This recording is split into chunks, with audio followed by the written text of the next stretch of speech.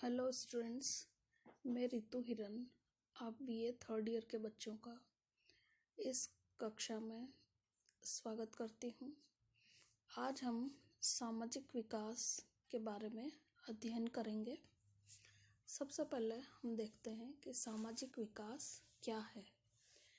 जब बालक जन्म लेता है उस समय बच्चा न तो सामाजिक होता है और न ही असामाजिक, बल्कि वह समाज के प्रति उदासीन होता है।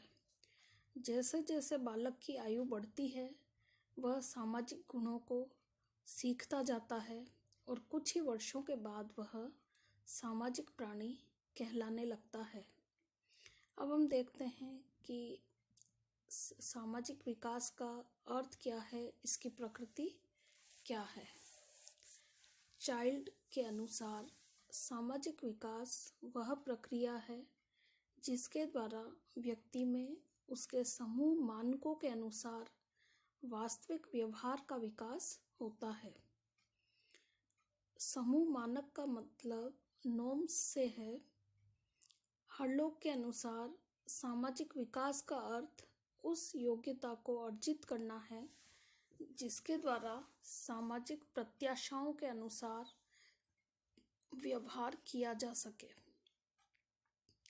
सामाजिक विकास की ये दोनों ही परिभाषाएं जो हैं उसके आधार पर हम कह सकते हैं कि सामाजिक विकास वह प्रक्रिया है जिसके द्वारा व्यक्ति में अपने समूह मानकों के अनुसार और सामाजिक प्रत्याशाओं के अनुसार व्यवहार करना सीखता है।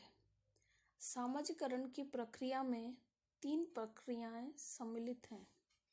पहली वह प्रक्रिया जिसके द्वारा बालक में समाज द्वारा मान्य व्यवहार का विकास होता है। प्रत्येक समूह के व्यवहार संबंधी कुछ मानक होते हैं। बच्चे यदि इन्हीं व्यवहार मानकों का अधिगम करते हैं, सीखते हैं, तो उनका व्यवहार समाज द्वारा मान्य होता है। दूसरा, सामाजिक विकास में दूसरी प्रक्रिया वह है जिसके द्वारा बालक मान्य सामाजिक रोल्स करना सीखते हैं। प्रत्येक समूह में विभिन्न आयु के लोगों के लिए, बालक व बालिकाओं के लिए कुछ अलग अलग निश्चित व्यवहार प्रतिमान और सामाजिक रोल्स होते हैं। एक समाज के लोगों को इन्हीं निश्चित रोल्स को अपनाना होता है।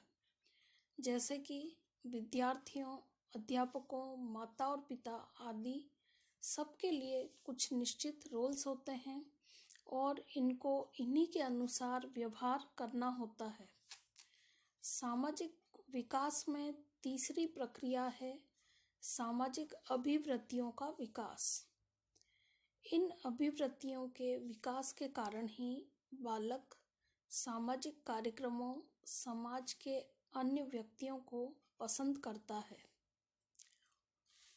सामाजिक व्यक्ति वह है जिसमें उपरोक्त तीनों ही प्रक्रियाएं सामान्य रूप से चली हों, तथा असामाजिक व्यक्ति वह है जो उपरोक्त तीनों ही प्रक्रियाओं में सफलता न प्राप्त कर सका हो। इन परिभाषाओं में हमने अभी सामाजिक प्रत्याशाओं शब्द का प्रयोग किया है।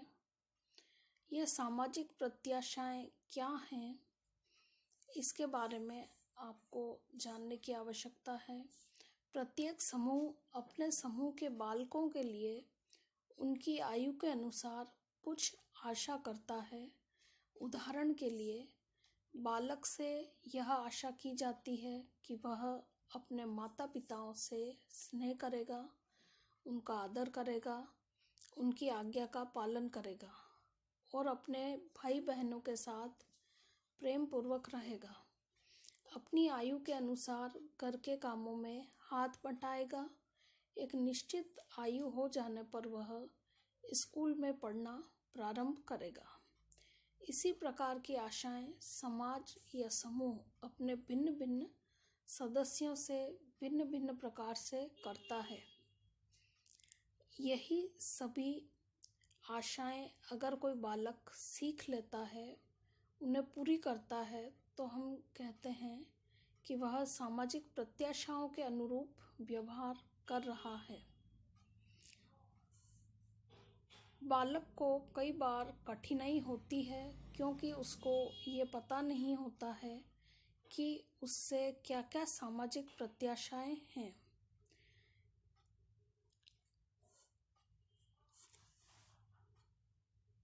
अब हम देखेंगे इन बालक के प्रारंभिक सामाजिक अनुभवों का क्या महत्व है।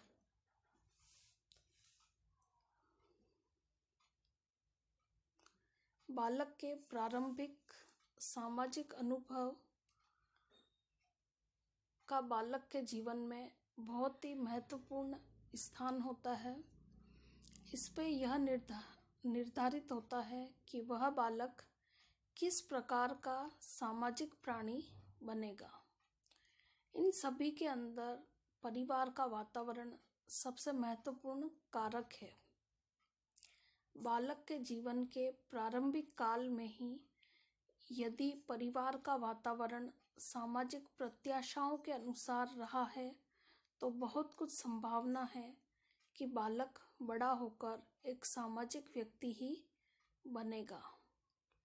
बालक के प्रारंभिक अनुभवों को परिवार का आकार जिसमें कि बालक पलता है भी बहुत ही महत्वपूर्ण रूप से बच्चे को प्रभावित करता है।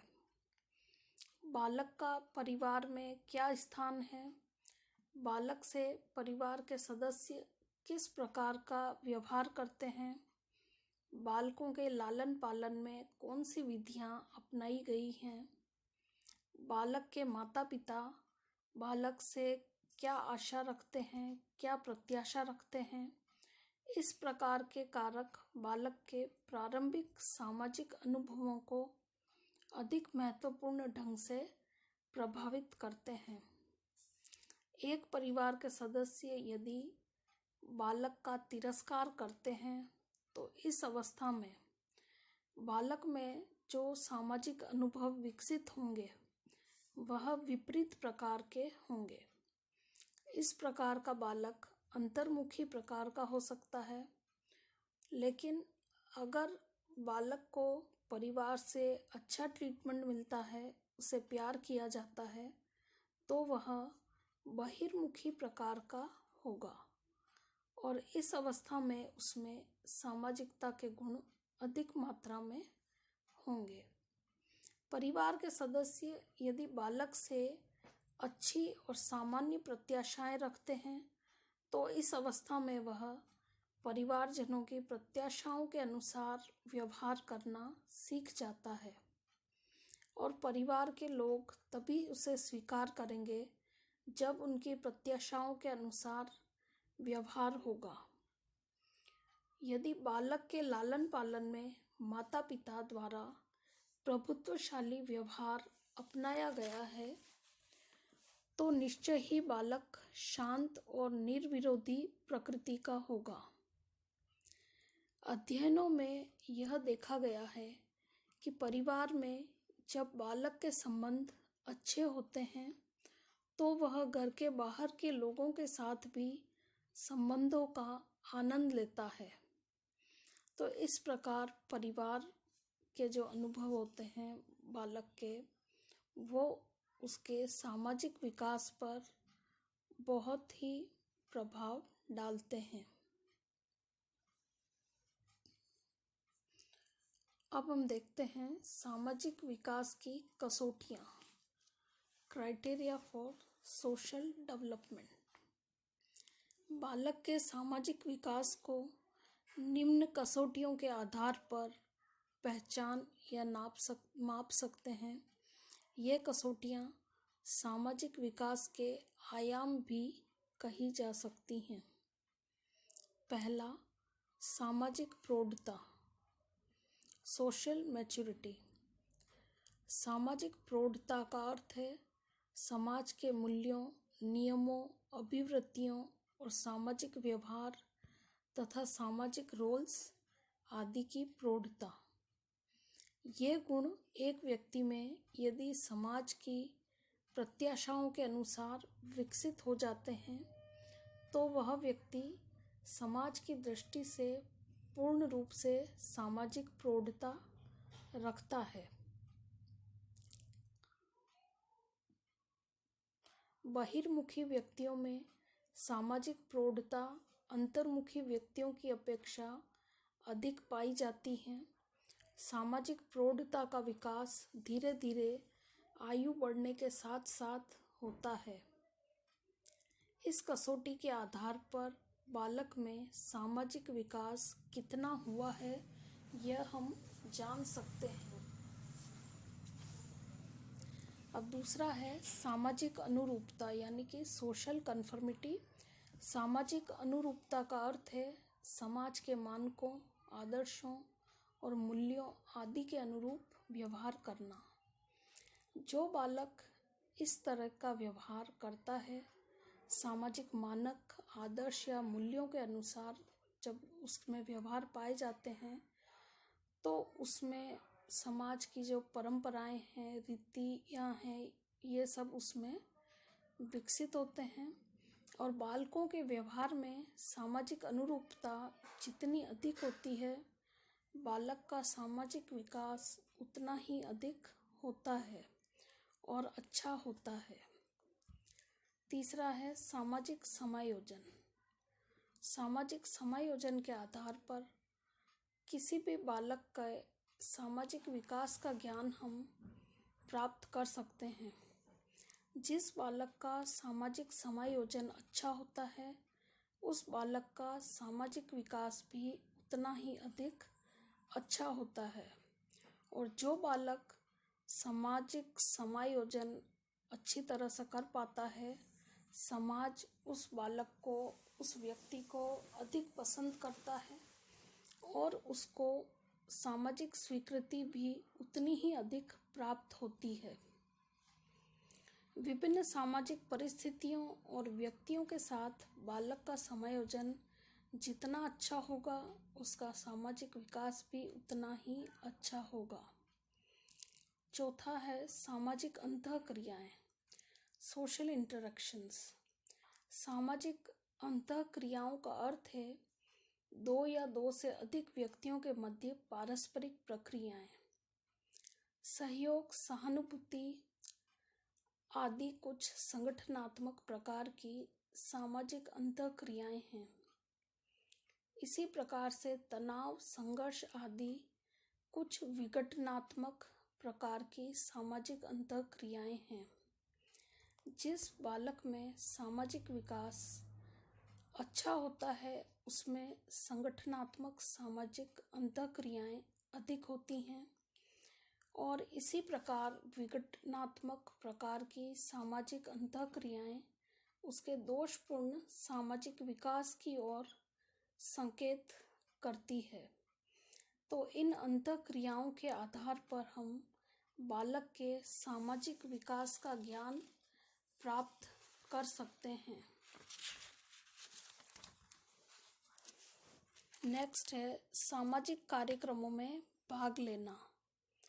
बालक के सामाजिक विकास का ज्ञान इस कसौटी के आधार पर भी लगाया जा सकता है कि वह सामाजिक कार्यक्रमों में कितना और किस प्रकार भाग लेता है। बालक दूसरों के साथ खेलने, बातचीत करने और घूमने में अपनी रुचि लगभग 1.5 वर्ष की अवस्था से प्रदर्शित करने लगता है। 5-6 वर्ष की अवस्था में उसे सामाजिक कार्यक्रमों में भाग लेने का महत्व समझ में आने लगता है।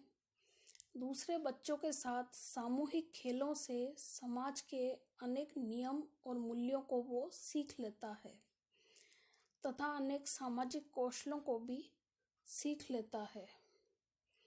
बालक को सामाजिक कार्यक्रमों में भाग लेने के जितने अधिक अवसर प्राप्त होते हैं, वह इन अवसरों से अधिक लाभ उठाता है। बालक का सामाजिक विकास उतना ही अधिक अच्छा माना जाता है जितना अधिक वह सामाजिक कार्यक्रमों में भाग लेता है। धन्यवाद।